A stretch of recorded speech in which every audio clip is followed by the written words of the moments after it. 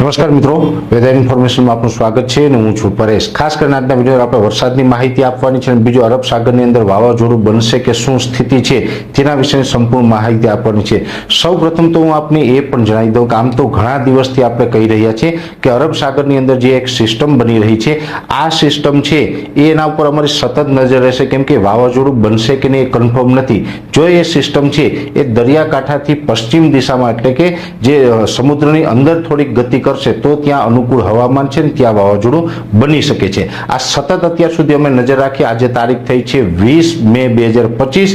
આજ દિવસ સુધી જે અલગ અલગ મોડેલોના પ્રિડિક્શન છે એ મુજબ જોવા જઈએ તો એ સિસ્ટમ છે દરિયાકાંઠાથી નજીક છે, એ ડીપ સીમાં એટલે કે દરિયામાં વધારે અંદર જાય અને એ તરફ મૂવમેન્ટ કરે તેવી શક્યતાઓ દેખાતી નથી। એટલે આ વાવાઝોડું બનવાના ચાન્સ ઘટી રહ્યા છે। એટલે ગુજરાત માટે ખૂબ સારા સમાચાર છે કે આ સિસ્ટમ ચોક્કસથી બનવાની છે, પણ વાવાઝોડું બનવાના ચાન્સ ઘટી રહ્યા છે। અને આ સિસ્ટમ ઘણા સમયથી અલગ અલગ મોડેલોમાં બતાવતી હતી, ત્યારે પણ અમે આપને જણાવતા હતા કે કોઈ એપ્લિકેશનના માધ્યમથી જોઈને આ વાવાઝોડું બનવાનું છે એવું કોઈ નક્કી નહીં કરી લેશો, કેમ કે હજી દિલ્હી દૂર છે। આ સિસ્ટમ ઉપર નજર રાખવી પડશે, હજુ આમાં અનિશ્ચિતતા છે અને અનિશ્ચિતતાનો અંત અત્યારે એવો અમને દેખાઈ રહ્યો છે કે આ વાવાઝોડું બનતા અટકશે। એનું મેઇન કારણ છે કે જે અત્યારે આ વરસાદી સિસ્ટમ છે એ સિસ્ટમ દરિયાકાંઠાથી ઘણી નજીક છે। એ કોઈ પણ જે વરસાદી સિસ્ટમ બને છે એનો ચક્રાવો છે એ ઘડિયાળની વિરુદ્ધ દિશામાં ફરતો હોય અને એનું જે સેન્ટ્રલ પાર્ટ હોય ત્યાંથી એનો જે સંપૂર્ણ ઘેરાવો છે, જે એના આઉટર ક્લાઉડ હોય એ સંપૂર્ણ જો દરિયાની અંદર હોય તો દરિયાનું જે સંપૂર્ણ ભેજ છે એની અંદર આવે ને વધારે મજબૂત બનતું હોય છે। અત્યારે જોવા જઈએ તો અરબ સાગરની અંદર તાપમાન હોય, ભેજ હોય, હવાઓ હોય, એ તમામ પરિબળો છે એ સાયક્લોન બને એવા સંકેતો આપી રહ્યું છે, અનુકૂળ છે। છતાં પણ આ જે સિસ્ટમ છે દરિયાકાંઠાથી ઘણી નજીક છે, એટલે જ્યાંના આઉટર ક્લાઉડ હોય એ આપણે કેરળ, કર્ણાટક અને ગોવા ઉપર થઈને પસાર થઈ રહ્યા છે।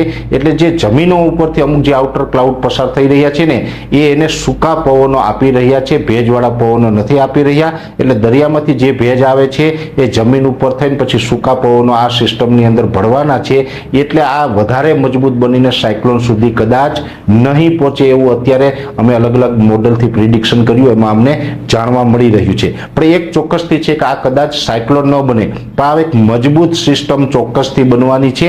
મજબૂત બનશે એટલે કે આ પરમ દિવસે 22 મે 2025 ના રોજ વેલ જે લો પ્રેશર છે એ બની જશે। લો પ્રેશર છે એ સાંજ સુધીમાં ઇન્ટેન્સિફાઈ થઈ અને 22 તારીખે જ વેલમાર્ક લો પ્રેશરમાં પણ પરિવર્તિત થશે।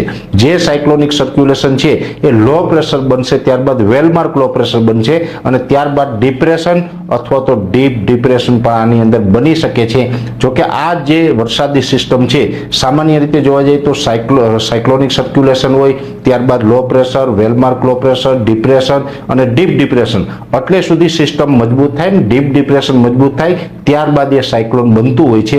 પણ અત્યારે જમીનથી ઘણું બધું નીચું છે એટલે એને ભેજવાળા પવનો ન મળે, બીજા નંબરની અંદર સાયક્લોન બનવા માટે પૂરો સ્પેસ નથી મળી રહ્યો, એટલે સાયક્લોન બનવાનો ખતરો ટળી જશે પણ એક મજબૂત વરસાદી સિસ્ટમ બનશે અને આ વરસાદી સિસ્ટમને કારણે ગુજરાતની અંદર વરસાદો પડવાના છે। હવે વરસાદોના વિસ્તારની વાત કરવા જઈએ તો 22 તારીખે પરમ દિવસેથી જ ગુજરાતની અંદર છૂટાછવાયા માવઠાના વરસાદના ઝાપટા પડી જશે। એટલે માવઠાના વરસાદ કહીએ અથવા પ્રી મોન્સૂન એક્ટિવિટી કહીએ, કેમ કે નૈઋત્યના ચોમાસાને તો હજુ ઘણા દિવસની રાહ જોવાની છે। નૈઋત્યનું ચોમાસું ઘણું દૂર છે ગુજરાતથી, પણ અત્યારે જે થઈ રહ્યું છે પ્રી મોન્સૂન એક્ટિવિટીના ઝાપટા રૂપે આપણે વરસાદો પડવાના છે। એટલે આની અંદર 22 તારીખથી ધીમે ધીમે છૂટાછવાયા ઝાપટાઓની શરૂઆત થશે। એ પછી જેમ જેમ સમય પસાર થતો જશે એમ એ ઝાપટાઓની તીવ્રતા અને વિસ્તારો છે એ વધતા જશે। એટલે લગભગ 27 તારીખ આવતા વરસાદી સિસ્ટમ છે એ ગુજરાત નજીક આવે ને ગુજરાતની ઉપરથી પસાર થાય, એટલે 27, 28, 29 ને 30 તારીખ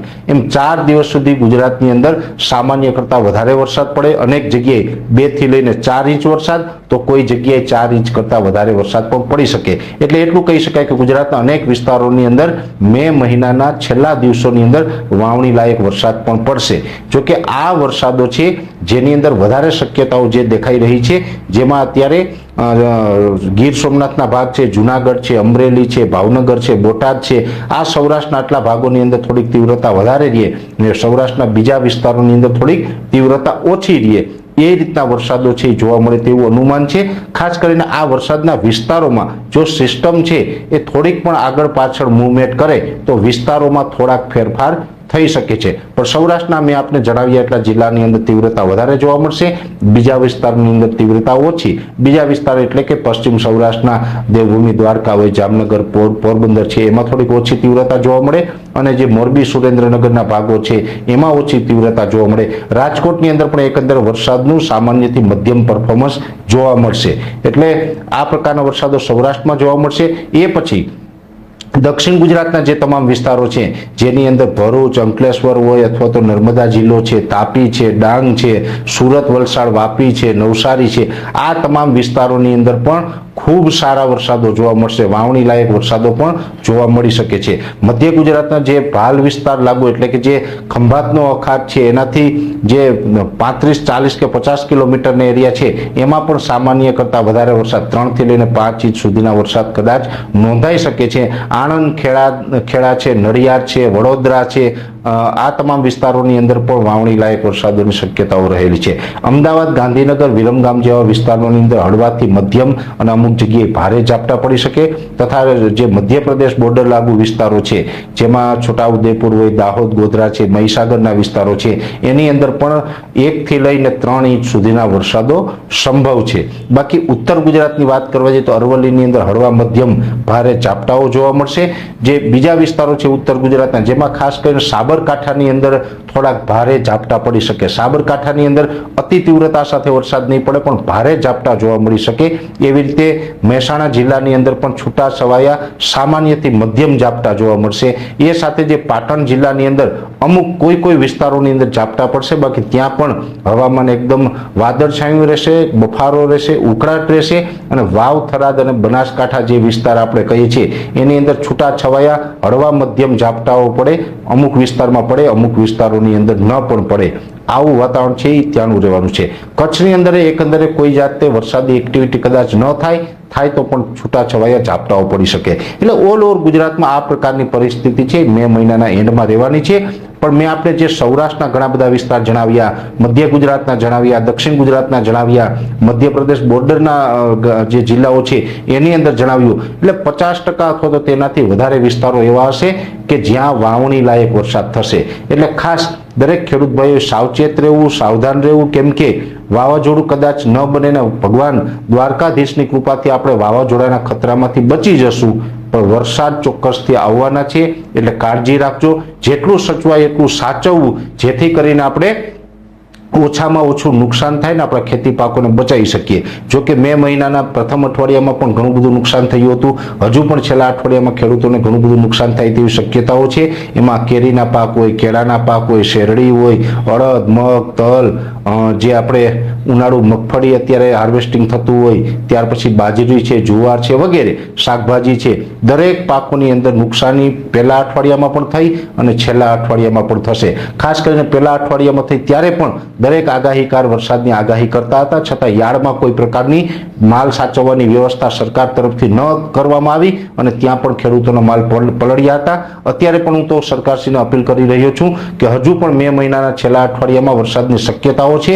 હજી પણ સરકાર જાગી જાઓ અને માલ ન પલળે એ બાબતની વ્યવસ્થા કરો, જેથી કરીને જગતનો તાત છે એનો જે દિવસ રાત મહેનત કરીને જે ઉત્પાદન લઈ આવેલા છે એ ઉત્પાદન ઉપર પાણી ન ફરી વળે. એટલે ખાસ મે મહિનાના છેલ્લા અઠવાડિયામાં આવા વરસાદો પડવાના છે. ખાસ કરીને વરસાદો છે એમાં ગાજવીજ અને પવનનું પ્રમાણ પણ વધારે જોવા મળશે. જોકે આ નૈઋત્યનું ચોમાસું નથી, કમોસમી વરસાદ પણ કહી શકાય, પ્રી મોન્સૂન એક્ટિવિટી પણ કહી શકાય. આ ટાઈપના વરસાદોનું અત્યારે અનુમાન છે. ખાસ કરીને આજના વિડીયોની અંદર આપણે એ જ મેસેજ આપવાનો હતો કે કદાચ અત્યારની જે આ કન્ડિશન છે છેલ્લા 3-4 દિવસથી અમે આપને જણાવતા હતા કે કદાચ સાયક્લોન બને કે ન બને, સેટેલાઇટના માધ્યમથી સતત અમે આનું પ્રિડિક્શન કરતા હતા. એટલે પ્રિડિક્શનની અંદર આજે 20 મે 2025ના રોજ જે આપણો નિર્ણય આવ્યો છે, નિર્ણય મેં આપના આ વિડીયોના મારફતે જણાવવાનો પ્રયત્ન કર્યો છે. હવે આ જે સિસ્ટમ છે એ સિસ્ટમ ઉપર હજુ પણ અમારી સતત નજર રહેશે. જો આ વરસાદોના વિસ્તારો જણાવીએ એમાં પણ કોઈ ફેરફાર હશે તો પણ માહિતી આપવામાં આવશે